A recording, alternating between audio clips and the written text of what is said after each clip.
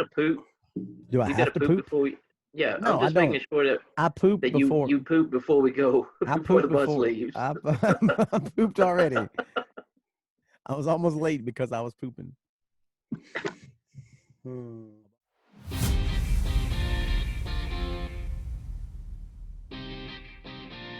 Superman, Batman, Thor, any of those. Oh my goodness, we're here for the Christmas edition, but we're all dressed as Ninja Turtles. Exactly.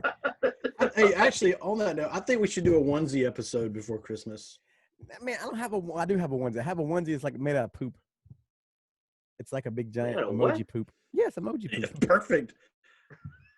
I have a unicorn. I mean, you're fixated on that. So I have why a not? unicorn one. Well, actually, my daughter has a unicorn one, and we have a Big 10 like the Betamax. There it is from Hero 10 or whatever it is. Yeah, that's it. And then we have a big poop one. So that's our 3. There you go. You got choices. There you go. Everybody needs a hobby. I've got a wiki one. And I'm a furry on the weekends. That's a good one. What, being a furry or having a Chewbacca? Do like a tobacco episode and a I can't get, dude. I can't get one freaking. I can't get the guy to come on and do it. Like, we're not good enough. We're not. Yeah, I mean, because like Tim is like he sponsors our freaking ministry, so like a good bit a month, and he won't come on the show. He won't work. Is it a flat? Is it a flat no, or he just like hasn't had time, or he just don't respond? He responded. I said, "Happy birthday!" So he responds to those texts. But when I say, "Hey man, you come on the show," he never responds to that. I mean, everybody can't do this, believe it or not. He has a podcast.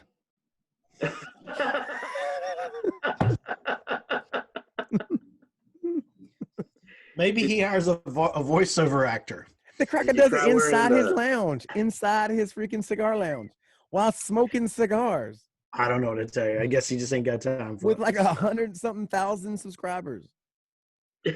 Shut up. I'm dead serious. Look up Cigar Daily Nation on YouTube right now. He's coming on. That's our show. That's cool. We're gonna get him on. Look it up right now. You should try wearing the poop emoji. Like, hey Tim. Yeah. Tim, would you please come on? Would you look at the housekeeping? The self-protection piece, John. As a self-protection professional, as a guy who your main role is to help people with that. Now, I know there's an obvious, simple answer to this, but I'd like for you to expound on it for people and give them a good framework to work within. Do you see a scriptural, a biblical mandate for men to be ready to defend their family, others, and themselves with physical violence if necessary? I mean, I think that there is. I think that maybe, I want to watch out because I think that we can fall off the pendulum here both ways. We fall off the balance beam here both ways because Jesusism is our example, our exemplar in all things at all times, right? And Jesus was a man of steel and velvet. He wasn't Mr. Rogers with a beard. He also was not a violent man. Yeah. Right? I mean, Jesus was a very tender man and a very confident man. He could walk anywhere. I mean, but let's be real. When Jesus cleansed the temple and he made himself a whip in order to do so, why did that work? It worked because he threatened them with violence.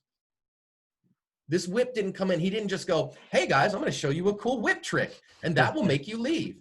He's like, you jokers are leaving right now. You are out of this temple on my authority. And if you don't, violence is coming your way.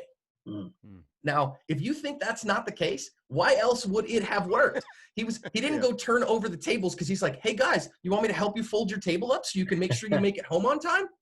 He's like, you're leaving. And they're like, no, we're not. And he goes, yoink, there goes your table. Next, it's you.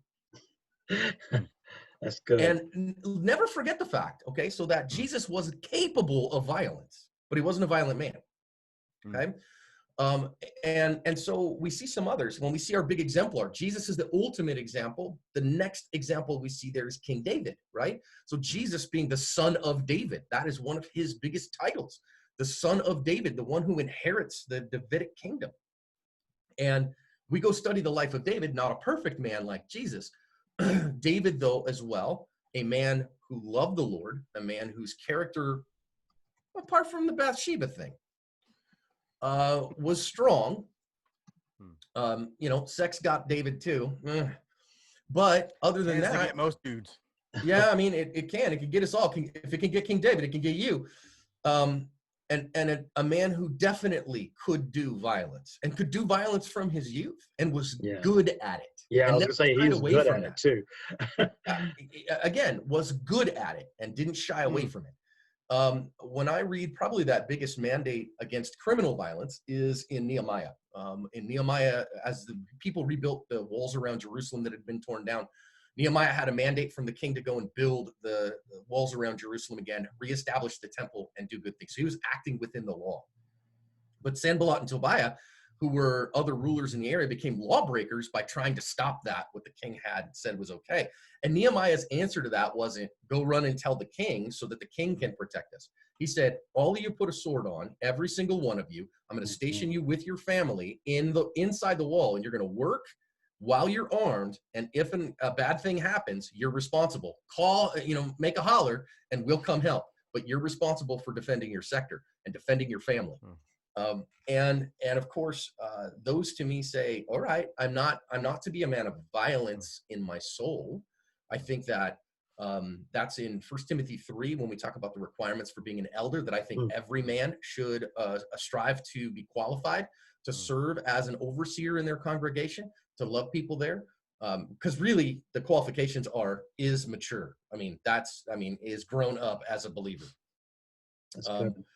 But part of that is not prone to violence. So there's a legitimate use of violence, what we call pro-social applied violence.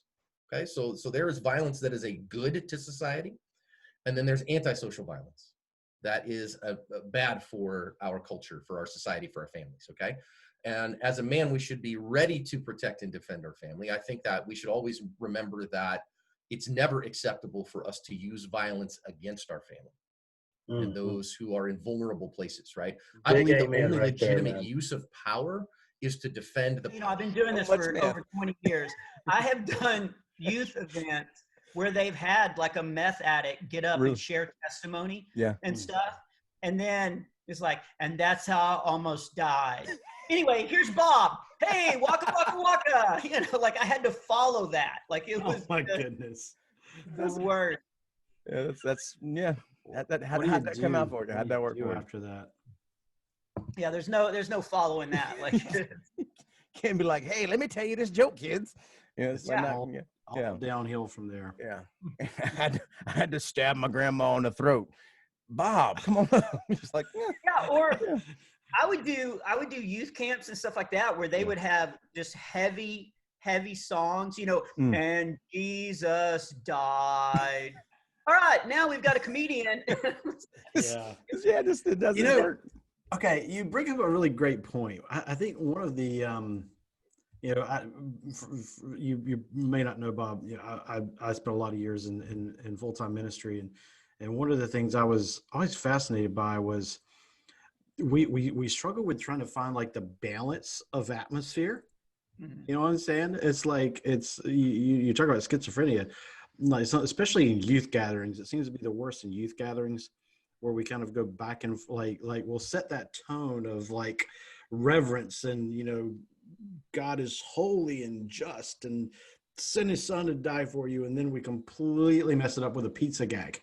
Yeah, that's why you have a concession stand to take a break. Like take a 10-minute break, let them go get a snow cone, and and then let's have the comedy show or something. There's a way to do it, but I've been thrown in every situation like that. So like, I've watched a lot of your stuff, and some of the stuff you try to come out with is like with the dry comedy bar.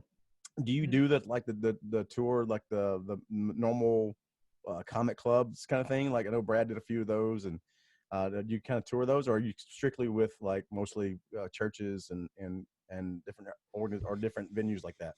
Yeah, about 90% of my shows have all been canceled. But back when I was a working comic, when I wasn't an Uber Eats driver,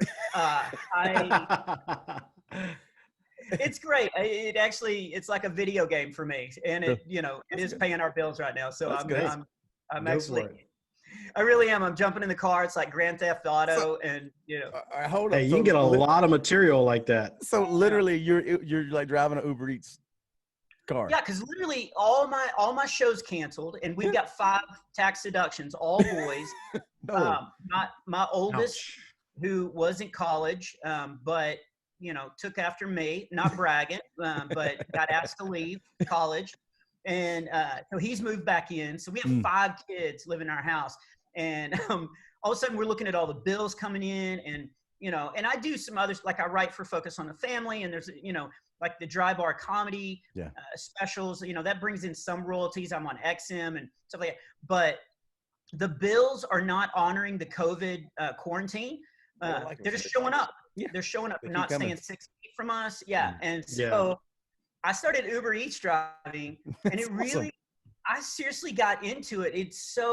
I said it was like Grand Theft Auto, but I'm in Texas, so it's more like Red Dead Redemption. But guns blazing. Yeah, in the first week, I'm running a big bag of wings up like 8 flights of stairs in an apartment complex, and I'm like, this is Donkey Kong. Like I'm in a video game. There's some old fat woman up top throwing like her hair rollers down at me. But I got the wings up there, and I got some coins. That's cool. That's good. There you go. I leveled up. It was. That's awesome. Yeah. That there are some weirdos that will be like, oh, I really think, like, I really want to know you, Jessica. Like, did you ever have that happen? I mean, besides John. I mean, that's different. That's just so weird. I'm just a different kind of weirdo. He is, yeah, for sure. Yeah. Speaking from experience, very different level. I battle all the time with keeping my messages restricted or open on Instagram, on Facebook, because there are just some gems of people, some gems who are like, you are the one. Oh, wait, okay, good. That was a very long pause after the you. I was like, I ain't messaged you one time on Facebook. Yeah, no, you didn't. Oh, okay. Well, in the group chat. Yeah. But that was all. Group chat was great. I love a good group chat. Maybe that's what these people need to do. Maybe they all need to get together and be like, we have this group liking of this girl. Let's all write her in a group chat. And maybe it'll feel a little less weird that way. Have you considered having like maybe a publicist, somebody like between you and them to check those like you know what I'm saying, so it doesn't come directly to you? I'm so fascinated by them. So I check their them material. all. You welcome them. You welcome them. You put a little feelers out there like, oh, today I'm feeling lonely or something. You just wait to get everything. I don't know. Like, I would not say it's to that level yet. And I hope I'd start therapy long before that level. But like, I definitely am just so curious. Like, I'm fascinated. It's like the whole Tiger King obsession. It's fascinated by the level of craziness. What's the word I want to choose? Craziness. Sure, craziness. That some people just operate on a daily basis, and I can't look away. It's a train wreck. I'm like, I gotta see it. I gotta see it happen. See, I understand. There's like this. I have a fascination with delusional people. I have this weird fascination with them that literally, like, Chrissy wants to speak. she does. She's like, I'm just concerned where it's going. But go ahead, baby. I'm not going to go into names. I can name some, but I have this, like, I really love messing with them, in the sense of like just finding out how far down the rabbit hole I can go with them. It makes me like, I don't know. Maybe it's something wrong with me. Maybe I need some therapy, but it makes me feel more sane. I don't know, but I like to go down the rabbit hole with them.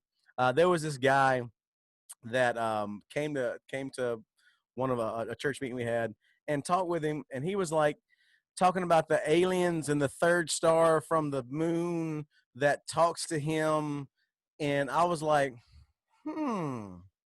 John will just put out these little things to just poke and see how far it'll go. And so it can go on for days or weeks sometimes. Random people, we don't even know them half the time. And he'll just keep going. It'll be like, oh, look, he emailed back. Let me think about this one. I'm like, oh my gosh. It's kind of fun. True. Anyway. Everyone, in fact, needs a hobby. Exactly. Delusional people are fun. Anyway, so I feel you there, Jess. I feel you there. And so I'm with you. Now I do get worried about like getting into trouble. What do you mean getting into trouble? Like I don't want anyone to ever think like I egged them on. So like I won't respond. Gotcha. I just read. just But I won't go in the rabbit hole. I'll just look at it. It's a nice rabbit hole. It's so much better. Look at the crazy people. Move that grass around. I'm not going to move the grass around, but I'm just going to watch and see what runs out. Yeah. See, John's different. Just he see if does anything hops out of there. Exactly. John's different. He does like a running cannonball and right into the hole and just like, come on, people, and just, he'll egg them on. Really? Was you sure it was the third moon and not the second one that was talking to you? Because I know another guy who said you're wrong. Oh, and just, he'll just. That is so you know how to press all the buttons. Yeah, they're fun. I mean, that's a science. Wow. I admire you. I'm a giver. I'm a giver. You know what I'm saying? I'm a giver. Yeah. I'm a giver. Instigator. It is what you're doing though. Like you are actually giving these people a gift because everyone else thinks they're insane, but you're indulging them a little bit. Yeah. Wow. I'm indulging. This is the kindest thing I've ever heard of someone. Exactly. See, I'm a kind really guy. Sick and twisted. Really kind. All right. So anyway. Was my goal. I want to move to LA. I want to be an actor. I want to live on the beach. And so as a little kid, I always told my parents, I'm moving to LA. Like I'm moving to Los Angeles. I'm going to own a surfboard. I'm going to surf and I'm going to be an actor. And they were somewhat concerned, I think, with that dream. And so, I got to high school and they're like, would you just please go to college, like get a degree, anything. We don't care what the degree is in, just please go to school. So I did. And upon graduation, I moved out to LA and I wanted to do it. And so I started pursuing acting. What did you get your degree in? In theater and broadcasting. So I double majored in both of those. Very nice. Very nice. Yeah. And so, and then moved straight out to LA to try to make it work. But B-roll, summer after my senior year of high school, we were at a Navajo reservation working in an orphanage for a couple weeks. And there was the last night we were there. And the pastor on the reservation, had an altar call and just, I don't remember anything he said. All I remember was the Holy Spirit saying, are you willing to give up everything to follow me? And in that moment, my grandma and several of the older ladies in our church were always saying, oh, you're going to be a pastor, Matt. You're going to be a pastor. I'm like, there is no part of this that wants to do that. Like, I do not want to be a pastor in a small church in a small town because that was the only life I knew. I didn't know there were so many like ministry vocations available. I just thought it was just pastoring a church. And I just remember sobbing uncontrollably and going, God, I can't do it. Like, I've had this dream in my heart ever since I was a little kid. Like, I just want to move to LA and be an actor. I cannot. And at that moment, I felt like he was saying, will you give that up and follow me? And I just remember going, no, I won't. And I tell you, and so, LA, God's grace was upon me and he protected me from so many just bad choices. But it was a fight out there, and I think part of the fight was my unwillingness to let some dreams go. And, but I didn't know, I'm almost 50 now. And so, you learn a lot of life lessons in 50 years of life. And I think God, oftentimes you see him take people who surrender their dreams and God just refashions them and they become so much more beautiful than what they ever could have created themselves, And it wasn't that God, I think, was taking that away from me. I think he just wanted to be the one that fashioned it and molded it and placed it back in my life.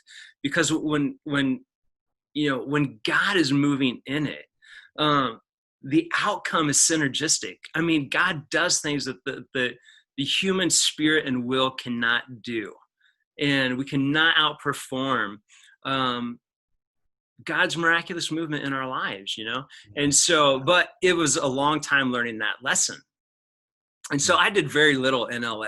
I lived out there for about 7 years and just fought tooth and nail just for auditions and try to get roles. And it just never broke free for me out there.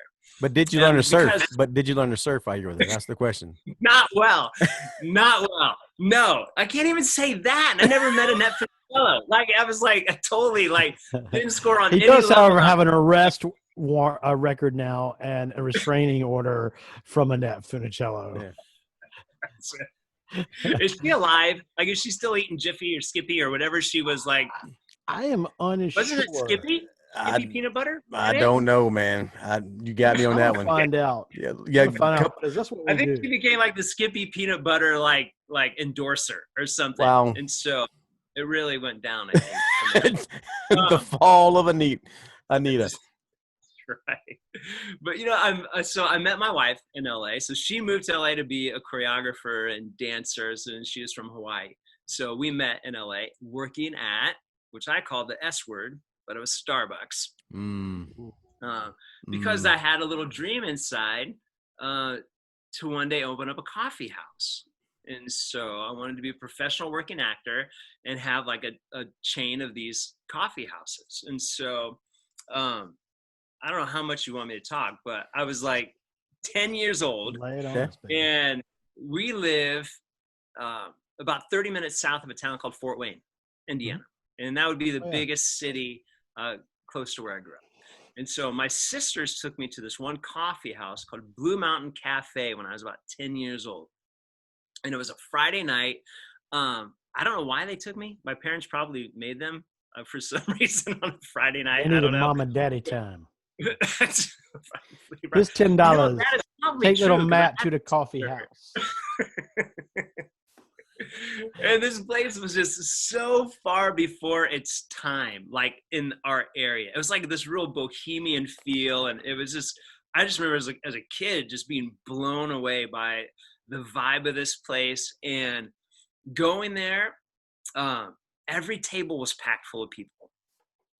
And as a kid, I just remember sitting there. And I didn't have a ton of friends like growing up because we lived way out in the country. So I didn't have neighbors to play with or anything.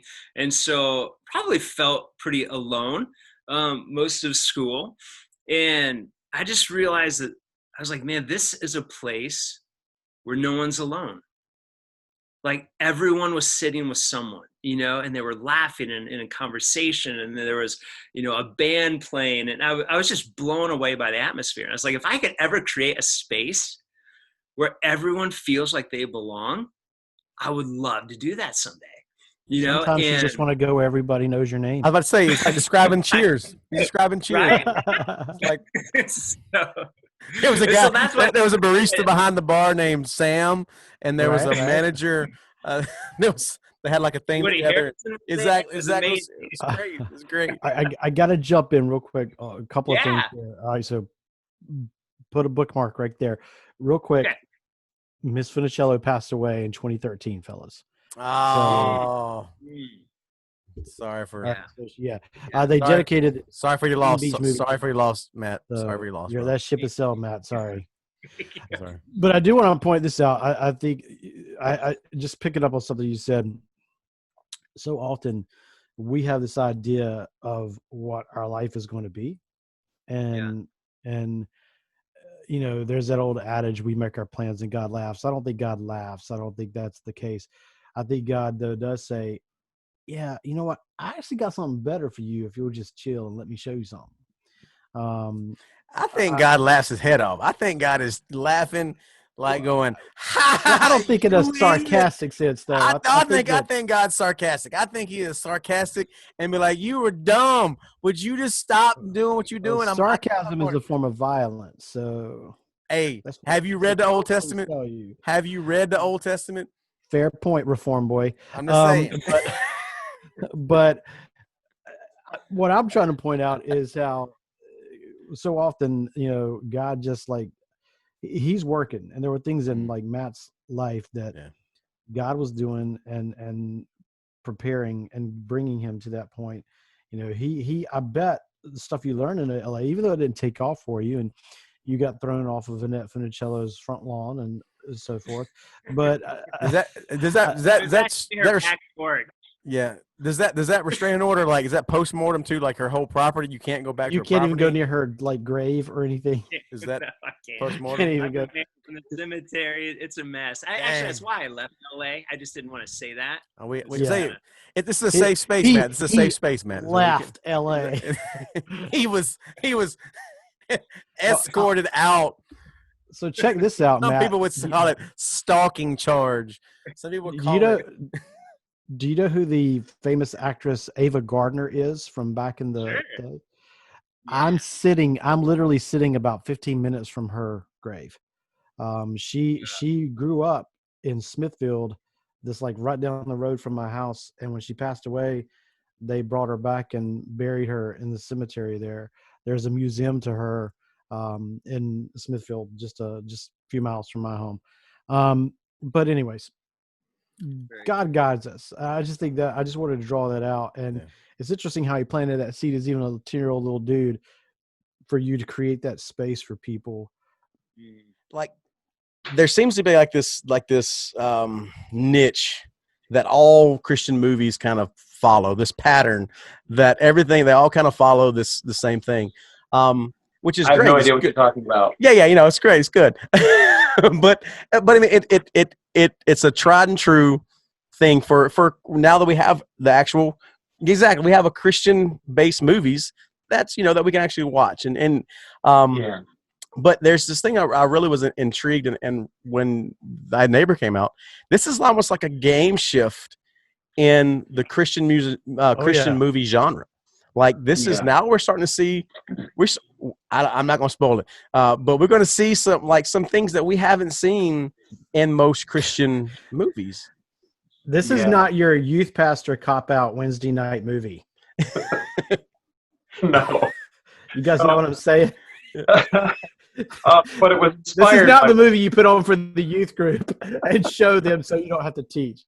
Really? It's great. John looked at me and he's like, what is he saying? It took a minute for that to register. And that's just kind of the thing. I feel like for me, movies have always been a calling. Even before the 8mm camera, when I was a kid, my mom tells me stories, and I do remember it. I would take action figures and like climb under a chair and like make little movies, when I couldn't even talk. And then just when I had friends over with all our Star Wars guys, I'd be like, let's play Star Wars. And I would throw a blanket on the floor to make all these caves and stuff, and I'd play. And they'd always just sit and watch. And I'm like, play with me. And they're like, no, we just want to see your story. But so it's always been about stories for me. It's just I've always felt, kind of called to, share stories. And the biggest one I had done as of 2009 was Homeless for the Holidays. That was the one that really kind of popped for me. And we got all these, reviews and comments. They released it to all the faith-based market first. And everybody's loving it. And I'm like, oh, this is so great. We did something so great. And then it was a recommended movie on Hulu and Amazon, and people beyond the faith-based audience saw it. And I started getting some really mean, nasty comments. I thought, what? Wait, I thought if one person loved a movie, everyone loved that movie, right? Isn't that how this works? And so it just kind of, it caused me to kind of sit back and reevaluate my game plan as a storyteller. And I was like, there's no shortage of good, quality, entertaining movies for Christians who want to see Homeless for the Holidays or Facing the Giants or Fireproof. That genre is really well taken care of.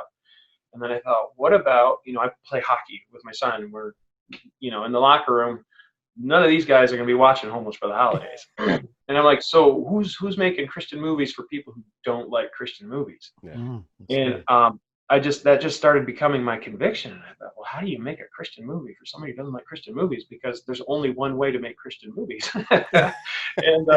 And so, I just started kicking around this idea for Thy Neighbor, and got the script written. And I was like, this is like one of the best scripts I'd ever written at that point, but there's no way I'm ever making this movie because this will be the career killer. Just like, it's suicide. So I put it on the shelf and I wrote another movie, and it was cute. It was a talking dog family movie. It was going to be great. Things were coming together for that, and then they started to fall apart. And I just felt like God was saying, hey, what about Thy Neighbor? And I took it out and read it again, and I was like, man, I forgot how good this is, but there's no way I'm making this movie. And this went on. You were like Jonah. You were running. Yes, you got that. You got that right. Yes, this movie came from the belly of the whale. This was where the creep neighbor next door came from. That's where that explains a lot about home. He was in there. I met him in the belly, hanging out in Sheol. That's where he's at. Yeah.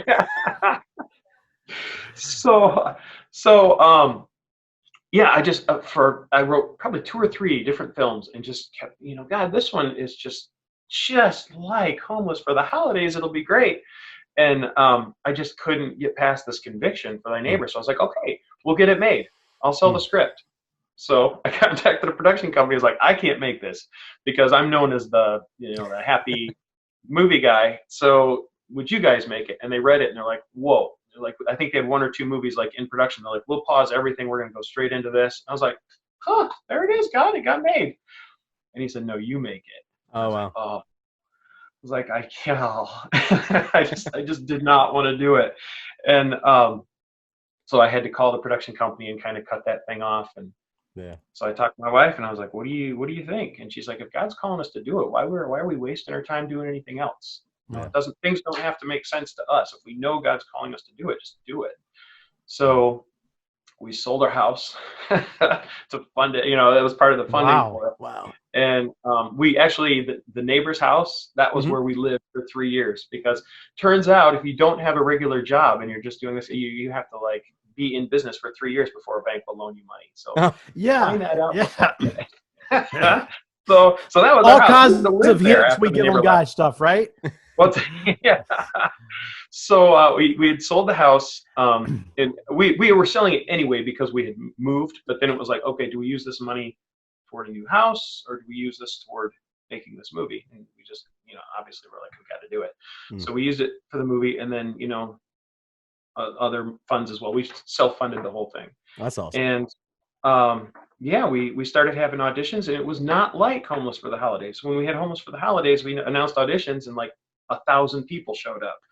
And we'd go to locations and be like, here's the story, and they're like, yeah, use this. And so I'm thinking, I need a big church who's going to let me shoot this movie. And so I contacted a couple of, and they're like, oh yeah, Homeless for the Holidays guy, yeah, sure. And I was like, first, I want you to read the script. This is not Homeless for the Holidays. Like, please read the script first. And they read the script, and they're like, I'm so sorry, but I don't think we can do this. And I'm like, I completely get it. That's exactly what I expected. And then this one church was crazy enough to let us shoot the movie in there. And just a really cool pastor with he's got a heart for, and not that the other ones don't, but he has a real heart for reaching the lost and, being a part of stuff like this. So we got that amazing church. We shot that and assembled, like I say, this outstanding cast, which, a lot of them, some of them you've heard of, Amy Sutherland and Nathan Clarkson.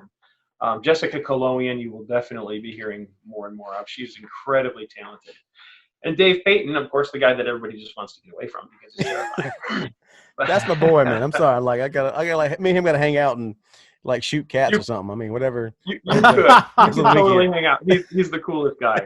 So it's funny when you see his real personality. You're like, how did you even pull that off? But he just somehow got into that place. But yeah, so then we released it, and I thought, okay, as you edit, you see it 100 times, and I'm like, okay, this is a Christian movie. Like, how's this gonna go over? So I sent it to a distributor friend of mine, and he's like, I love the movie. Actually, a couple of them, and they're like, we love this movie, great, but definitely not for our wheelhouse. we don't know what we're going to do with this one. I'm like, okay, I completely get it. So I thought I'll enter it in a film festival and just see, if people are ready for something like this. Mm-hmm. And I entered it in the International Christian Film Festival down in Orlando. And it got nominated for Best Picture, Best Director, Best Actor, Best Actress, and Best Supporting Actress, and actually won Best Supporting Actress. I was like, okay, maybe there's something here. So I'll enter it in 1 or 2 more film festivals. And now I think it's got 100 laurels, nominations, wins, and selections from all over the world. And so it's been really cool. Sitchin. That's it, Sitchin, Dr. Sitchin. Yeah, that's what, boy, we could just sit here and do stories the whole time. Yeah, when I was, in 2001, when I was in grad school, I wrote my first novel, the Facade, and a friend of mine actually contacted the Art Bell Show, what used to be known as the Art Bell Show. Now it's Coast to Coast. And we thought it was a joke, like, Art's got this phalanx of people around him, and it'll take weeks and months to penetrate that, if ever. And the next day, I get a call from Art Bell at the house, And so I wound up going on the show, to talk about, a biblical view of aliens. And I went after Sitchin. I actually said, I know, when I wrote the novel, I didn't know who this guy was, but then, after getting feedback, I had to go look him up. Yes, sir. And I thought at first this is a kindred spirit, ancient languages expert, and I just said on Coast to Coast, I said, I don't think this guy knew any of the languages. He's Jewish and he makes Hebrew mistakes. I don't know what to think, so that kind of made me famous and infamous at the same time.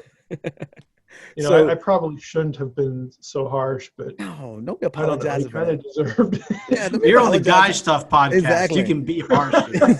Talk about that joke. This is the place. We'll call him out. We'll put a fight together. You want to? We'll put a fight. Where you at? Come on, we'll put you on an octagon and let you debate.